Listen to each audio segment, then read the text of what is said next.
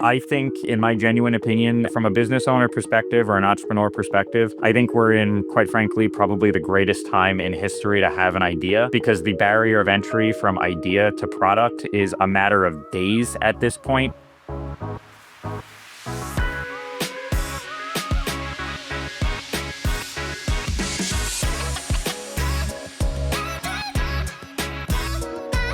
Hey, Bill, welcome to the podcast. We're excited to have you here.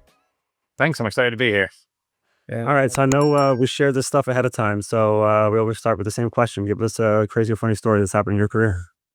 Yeah, I think the craziest thing that ever happened to me was at my prior company that I started. I had to sell samples to Singapore, and essentially I sell human biospecimens, and Singapore is very, very cautious about receiving specimens that are not collected ethically. And I've never had to do this before, but to complete the sale, I actually had to sign a document as the sales rep that said if they find out these samples are from China or are from an area that is not ethically sourced, I am a fugitive of Singapore and will never be allowed in the country. And if I am, I will be arrested and sentenced to life in prison.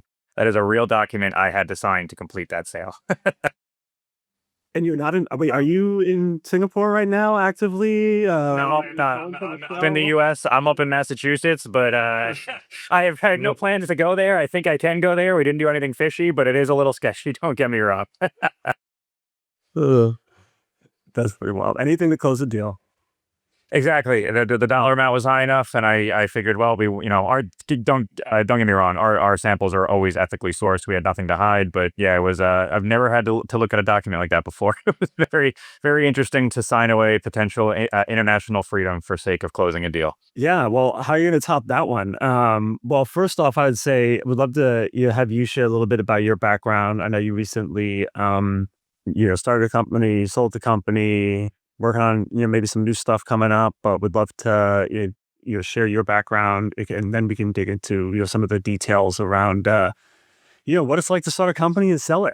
Yeah, absolutely. So I'll kind of give you a little 60-second background on myself. So I started off in the laboratory. I'm a classically trained molecular biologist.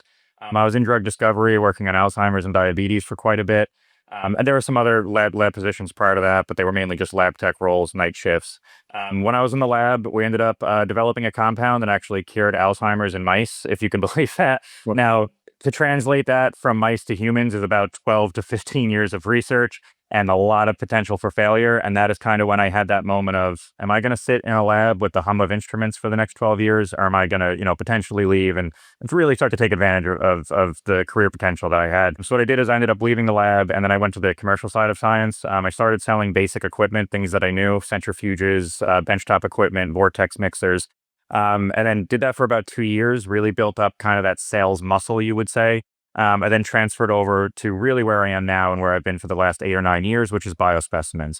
I was at a company, Sanguine, where I really helped. I was an early employee there, really helped launch them. I think I was employee 30, ended up leaving an employee 135 with 110 million valuation there. So that was a great achievement.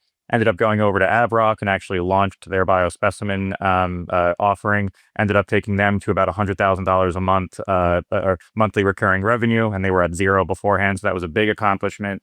And then, quite frankly, once you do that, you really have an itch to do it for yourself. So what happened was basically after about a year of that, we had some success, and Abrac was left in a great space. They had all the different systems that were built and are still in place today, but I ended up taking a step back and starting Biosample Connect at that time.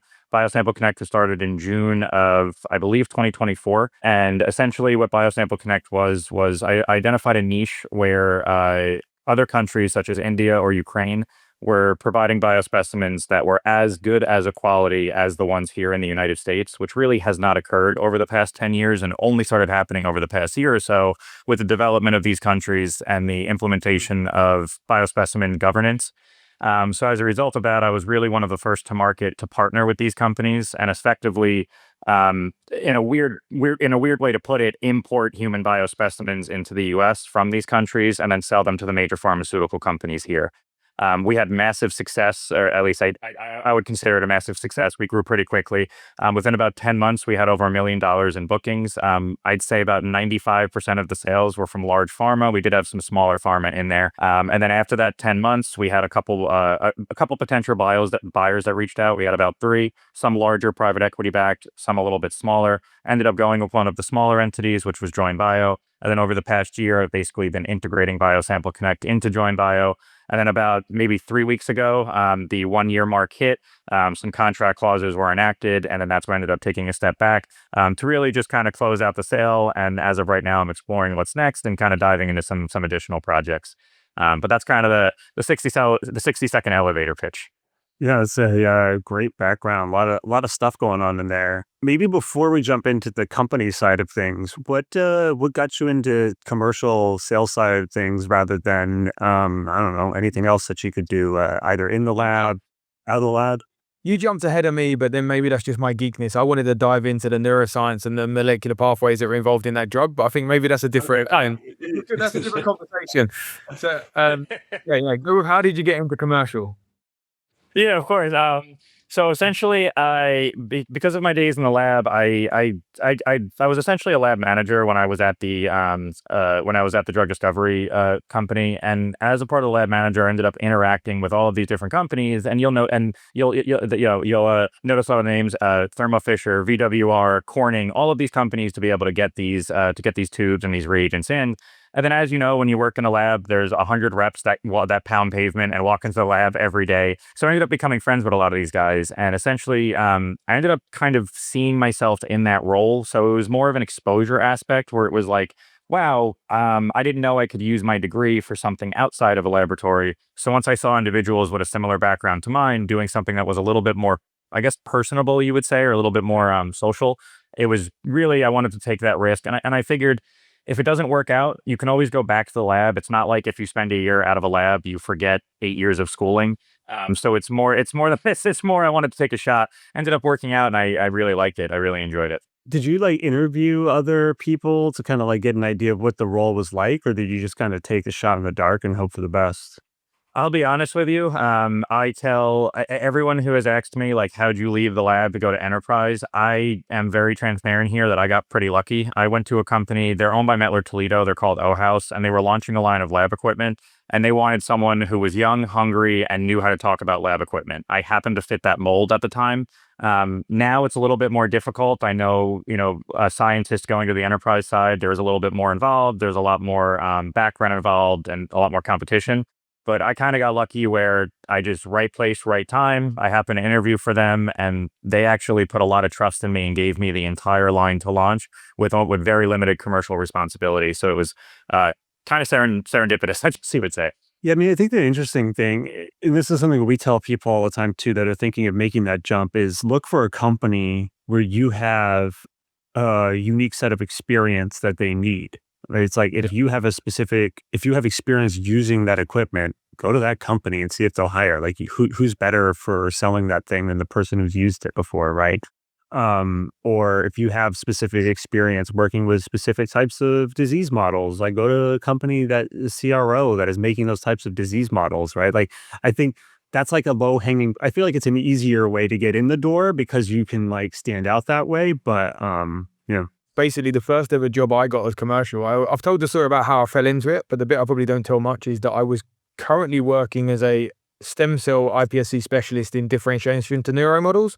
And the company I went to work for sold iPSC-derived neuromodels. Like, it wasn't a coincidence that they thought I was a good fit for that, having never sold before. Yep, and I'll say one thing that I think a lot of people in the lab might not realize until they start interviewing, and that is that. And this was something that I always try. I was a professor at the time as well, and I used to always tell students who were going into industry that you get so used to being around other scientists that you don't quite realize how much you know that is not science related, or that someone without a science background might not understand. So, for example, even using something like a centrifuge to someone who's classically trained in science, that is a no-brainer. That's an everyday tool. To someone who's never taken a science class, you could spend an hour teaching them how a centrifuge works. And I think that's something that I think if your listeners take anything away from this specific part, if you are someone who's in the lab looking to go to enterprise, I would say, as you guys said, find something you know, but also don't underestimate what you know. If you're going to a company that sells something that you've spent 10 years getting a PhD in,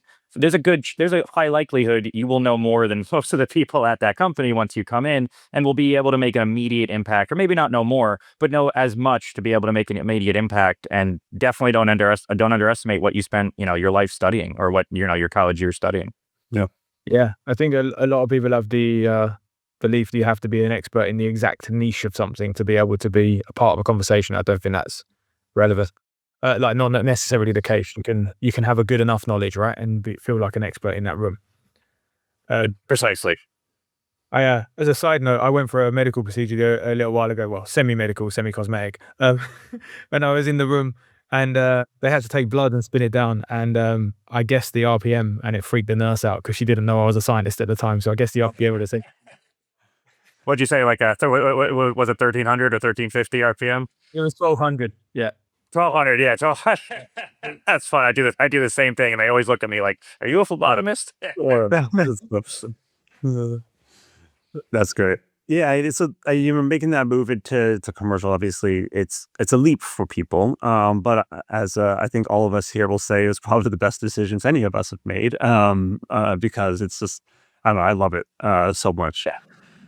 Now, okay, when you went to go start the company, you identified that there was this gap. So there was all of these different, biospecimens that could be sourced from all of these different areas. And then because of sort of like these trends converging of these other markets were, I don't know, like higher quality, higher standards now. And so they could meet the standards, if not go above them for what might be needed here in the US. How did you like identify that? And then two, I'm sure this was a bit of a novel concept to people that you're selling to. And so how did you kind of navigate that as well? Yeah, that's a great question. So, I guess to answer your first question in terms of identifying it, the biospecimen industry over the past 8 years kind of went through like a renaissance, where it was very much, I was kind of lucky in a sense, where I joined an industry that was at the early stages and has grown tremendously over the last decade. So as it was growing, other countries, other institutions, and primarily, quite frankly, hospitals started realizing, we have 1,000 samples sitting in the basement. We have no idea what to do with them. Let's start reaching out to people in this industry and seeing if they can sell it. So I started getting random emails, random LinkedIn messages during and over the course of 3-4 years while I was at these companies, essentially saying, "Hey, if you're looking for a vendor, please consider us." And I kind of every time I got one of these messages, I wrote them down in a book and kind of kept that as a potential to go with them at another date. And effectively, what happened was, once I left, I kind of figured, you know what? We have about 30 of these institutions. Even if I can get 2 of them to produce high quality samples that are similar to the samples here, we can provide it. And this is the largest aspect that I didn't say before. The samples there are about 80% cheaper than the samples here, and the quality is the same. So and that also leads to the second question, which was, okay, now how do we get customers to accept these samples? Because there was that mental dilemma of, these samples are so cheap. Are they going to be good for my research? And the companies that we were selling to were all large pharma. So for them to get a bad sample and then lose 6 months of research, that would dramatically affect them. And quite frankly, from a sales perspective, they would never talk to me again. So there was a lot of element of providing data up front, and that is something that I'm really big into. I have nothing to hide when I sell to my clients. So with that aspect, if they ask for data up front, I'll give them data up front. If they ask for how it's collected, I'll give them the method. I'll give them everything I possibly can, and I will tell them up front, I'll give you everything I possibly can, because I understand your research is so important that you can't really mess around here. So we did have a couple hesitant clients that we were able to get over the line with pilot projects. Now, keep in mind, these pilot projects were so cheap compared to what they were normally paying. It was almost a no-brainer for them to at least test it out. So that was kind of the strategy to get in there. But then once we got in there and they realized the samples were the same quality, then it becomes essentially almost negligent for them not to consider this, because the cost savings were so dramatic. And that's kind of what I was able to take advantage of, to radiate through these companies and start to sell through, the old saying, penetrate then radiate. We penetrated with 1 or 2 clients, and then essentially radiated through the cost savings through the rest of these organizations. Is there an element of this too, of like genetic diversity as well with these samples? Because you can get them from the US, but was that like a selling angle, or is that even interesting? That was probably you hit it right on the head. That was probably one of the things that I spoke about the most, and that was where if a large pharmaceutical company is doing research and they want a primarily Caucasian population, obviously that's a little bit difficult to get at India, and that's where I would look at a country like Ukraine. So as a result of that, it was we had to piecemeal some of these solutions, but that was also something that we discussed. But then on the flip side, because they never really had access to these populations before, or at least high enough quality samples, there was also an interest in receiving these samples as well to test it on these specific demographics. There's also diseases, for example, dengue fever. We don't have that here. Whereas in India, during the monsoon season, you can get 100 to 150 samples a week. So there's different aspects there that they were able to look into that they just never had before. So it was a little bit of convincing, but also a little bit of curiosity on the client side, I'd say. Yeah, that's fascinating. So I mean, yeah, you really found this like emerging trend, latched onto it, went all in, get to 1 million in revenue, and then all of a sudden people just started kind of knocking on your door, and they're like, "Hey, we want to buy you." Is that how it goes? Yeah. I'll be honest with you. I did not talk to anyone else. I did kind of that whole like that very tropey that you see on the internet, like put your head down for 6 months, don't talk to anyone, don't go out, Yeah. just work. Yeah. And I kind of did that, and then I looked up, and all of a sudden I started having these offers come there that I never reached out to. And that I don't know. I don't know if that's the normal process. This is the first company I've bought and ended up taking into. I mean, that I started ended up taking into acquisition. But at least from the perspective of if you build it, they will come. In my opinion, at least in my experience, there was some truth there. Where if you build systems that are repeatable and clients at these levels are talking about it, eventually other companies will hear and want to at least have a conversation with you. Now, given everyone was in the biospecimen space, there was a little bit of a more niche industry. There's not many players here, but it was definitely like an if you build it, they will come scenario. I just so you know, I had no intention of selling as well. Not that I had no intention, but I did not expect offers. In fact, my fiance even said to me, she goes, "Man, I kind of wish they came like a year later so that you could have enjoyed owning the business a little bit longer." So it was kind of everything happened very, very quickly. Yeah. When they come to buy you, there wasn't anything truly proprietary, right? But you'd built a system, an ecosystem that was valuable. Is that right? Like, what was it that was so interesting about your company that made somebody want to buy it? Because there's a lot of companies out there that are easily reproducible, so people aren't. So they're not sellable, right? Yeah, no, you're entirely right. And and I'll give you the exact words that these companies said to me. And a lot of them they said directly, at least two of them said, "We can reproduce what you built. It will take us 3 to 4 years, and we don't necessarily have a guarantee of success." So it wasn't necessarily that they couldn't replicate it. They absolutely could, especially one of the companies was private equity backed. If they put a team of 10 guys on this, absolutely. The difference is, or I guess the proprietary information were the sources of these samples. And that's where there's over 1,000 hospitals in India, probably way more than that. And that's where you essentially have to talk to every single one of them to get the one vendor or hopefully get the one vendor that I had, or you could just acquire the company and have all of those key contacts. Because the way it works in the biospecimen industry, just like in the CRO space, there could be 10 hospitals that provide samples. Only one of them is going to be able to operate at a commercial capacity that can really drive revenue. That's really the key IP.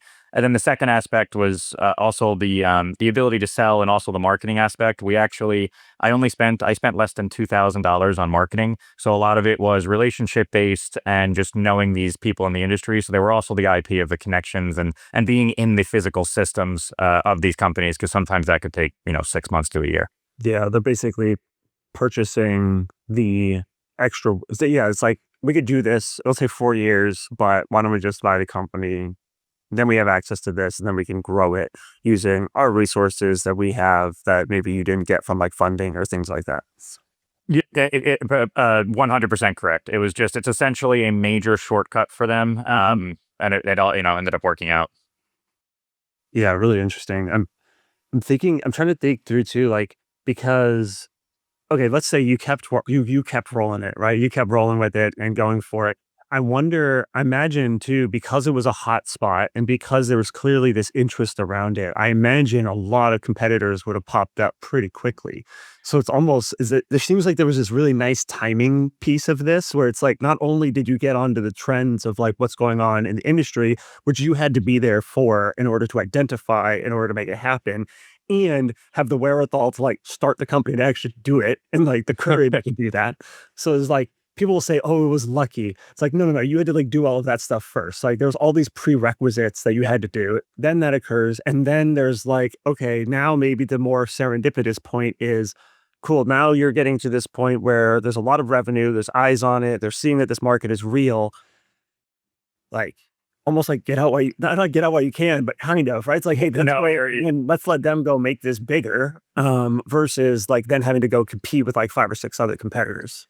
It's funny, Harrison. Yeah, you have a better understanding of the company than most people. I've spent hours explaining it to. You hit it directly on the head. I tell my friends when they kind of ask about how it started, I use the phrase, I caught lightning in a bottle. Essentially it was there was definitely, starting the company itself. And I'll be honest, I threw up every day for like a week quitting your job. When you quit your job and you don't have revenue and it's on you, that's a whole different element of life. As you guys know, you feel like a cowboy in the wild, it's crazy. But, once you kind of got past that, as you said, everything kind of grew so quickly. And it's funny, if you Google biospecimen providers right now, you will see companies that have almost identical websites to Biosample Connect. And all of them launched within the past year. It's actually those private equity groups that call and interview people. I guess the secret's out. I get those calls all the time from people wanting to invest in the biospecimen industry as well. So as you said it was kind of like if I wanted to continue competing, I think right now I would have been a mid-sized company in the biotech space or in the biospecimen space, but it would have just been a day in, day out grind of competing with all the other companies in the space. So as you said, it was kind of catch lightning in a bottle, get the exit under your belt, get cash equity, and move on to the next big thing. Also, I imagine there's not that many samples or not that many hospitals in all these places that you could source from, right? Like you get a partnership with one. I imagine there's a like huge switching costs for them because they only have a certain number of samples that they can even ship out. So yeah. Yeah, The first mover advantage here must be huge. Yeah, it's one, the samples, but it's also the commercial ability of the hospital, and I think that's the largest thing in this industry, but just in any CRO industry that you end up working with non-commercial entities. So even in clinical trials, I've seen this difficulty where you can work with a hospital, but if they don't have someone who's enterprise minded, or they really don't care about, I guess, quote, closing the sale, for lack of a better phrase, then you're always fighting an uphill battle with people, with essentially your own internal vendors, because you have to explain to them, hey, we have to move fast to be able to make this money. So that was the key, was finding those hospitals, because every hospital has samples. It's finding the ones that work well. Those are the ones. Those are the money makers. One thing Harrison said about it, and I think that's underappreciated, is like when people think, oh, you got lucky, right? That kind of phrase, you got lucky, you got whatever. There's a quote that I like, which is the harder I work, the luckier I get, right? So you said to start with, you sat in a room for 6 months without looking up, working your ass off to try and get to a point where and then suddenly somebody noticed you. So the difference there is the idea, the guts to go do it, and then the tenacity to sit in that room for 6 months just going at something, whether you know it's going to work or not, right? And I think that that's why I like that quote. Harder I work, luckier I get.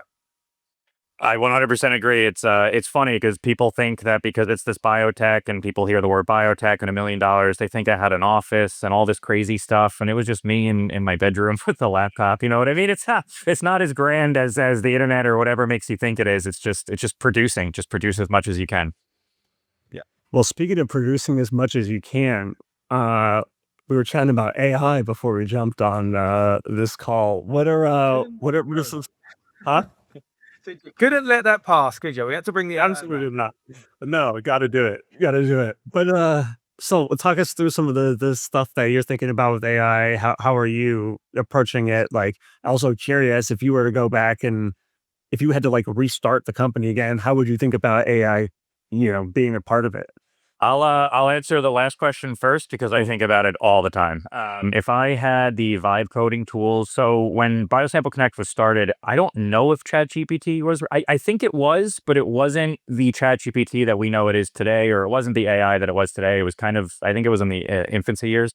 So it was definitely helpful, and I did use it, especially for like contracts review. But if I had the ability to do a vibe-coded website now with an AI bot attached and have automated emails and automated outreach, I think it would have been a much different game. And quite frankly, I think I could have moved even faster than I had moved just because of the tools that I would have had. And I also would have liked to give the clients a little bit more of like a portal. Like, for example, we had a portal. We had to pay a third party to have them sign into that portal to track their studies. I would have loved to have been able to build that myself and really beef it out and give them more upsell opportunities. So I think about it all the time. I think, in my genuine opinion, from a business owner perspective or an entrepreneur perspective, I think we're in, quite frankly, probably the greatest time in history to have an idea, because the barrier of entry from idea to product is a matter of days at this point, depending on the product. There's some things that might take longer. But for example, I'll give you a stupid example that I'm working on. I got really into gardening in my time off. So after I left Join Bio, I've just kind of been relaxing, and I've been really into gardening. I've never explored it, but I want to grow lettuce. I don't know why. But regarding that, I ended up I was working with topsoil, and I was like, oh, this is a good topsoil mix that I made. I was like, you know what? Screw it. I'll see if I can sell it. I threw together a website in a day, tied in a Stripe payment system, and was running ads by the next morning. And that's all through Lovable, or I'm sorry, that was through Base 44, but that's all through these vibe coding apps. And that's a bad example. I haven't sold any soil, but I just want to give it a example, kind of how quickly you can go from idea to launching something with these apps. Yeah. Sounds like a pretty dirt idea. Yeah. Oh, God. So on that note, though, I was reading something the other day. Harrison shocked because he still thinks I can't read. I can't spell. I can read. So I was reading something the other day, and it was basically saying we are past the point of where building a thing is the company. Like, so you have an idea and you build a thing, whatever that may be, a website, an idea about a process or a piece of software for like lab equipment to integrate, whatever it may be. That is no longer a business, because everybody can do it. The business is how you run it, how you implement it, how you drive new products to market. And so I think actually that initial piece has become way easier, but the additional steps are harder now because of that, because anyone can compete with you very quickly.